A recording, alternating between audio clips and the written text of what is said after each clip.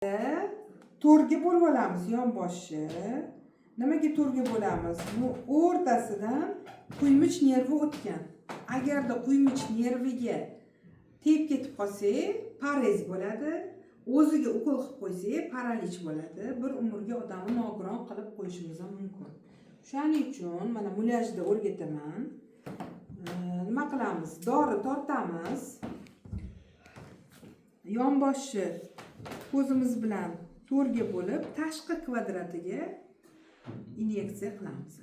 Tashqi kvadratda bu yerda noksimon mushak o'tgan. Noksimon mushakka ushab inyeksiya yuboramiz. Undan oldin biz zonani nima qilishimiz kerak?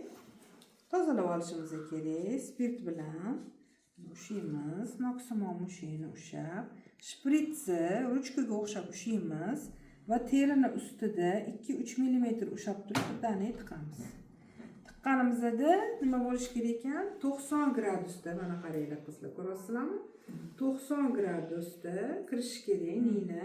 Ninani joy oxirigacha olib bormaymiz, 2-3 mm qoladi va shpritsi qo'limizni olmagan holatda bu qo'limiz bilan dorini yuboramiz va paxtani qo'yib, yana tezgina tortib olamiz. Agarda yonboshga bizni 45 gradusda yuborib qo'ysak, nima holat bo'ladi?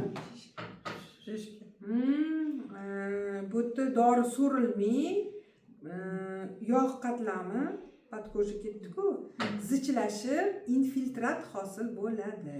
Shishka deyapsizlar, uni infiltrat deydi. Keyin so'rilmaydi. Shuning uchun stroga qanaqa ekan? Qat'iy 90 gradusda kirishi kerak. Yonboshga nimalarni yuboramiz? Vitaminlar, yog'li ukollar, antibiotiklar, ayniqsa antibiotiklar bilan ishlaganda juda ham ehtiyot bo'lamiz.